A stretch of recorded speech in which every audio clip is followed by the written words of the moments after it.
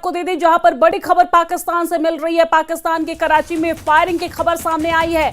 कराची में फायरिंग में 3 लोगों की मौत हो गई है, 64 लोग घायल बताए जा रहे हैं। तो ये बड़ी जानकारी हम आप तक पहुंचा रहे हैं, जहां पर पाकिस्तान में स्वतंत्रता दिवस के मौके पर ये फायरिंग हुई है। आपको जानकारी दे दें कि आज पाकिस्तान में स्वतंत्रता दिवस मनाया जा रहा है और इस मौके पर यह फायरिंग हुई है, जिसमें 3 की मौत हो गई है और 64 लोग घायल बताए जा रहे हैं। तो बड़ी और अहम खबर हम आप तक पहुंचा रहे हैं पाकिस्तान के कराची से। ये बड़ी खबर हम आप तक पहुंचा रहे हैं, जहां पर फायरिंग की खबर सामने आ रही है।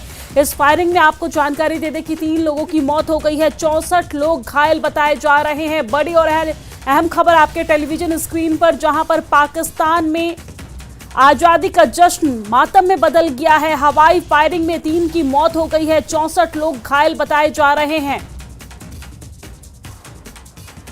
आपको बता दें कि पाकिस्तान की आजादी के जश्न में हवाई फायरिंग से 3 लोगों की मौत हो गई है। कराची शहर में यह मामला देखने को मिला है। घटना में 64 लोग बुरी तरीके से घायल हो गए हैं।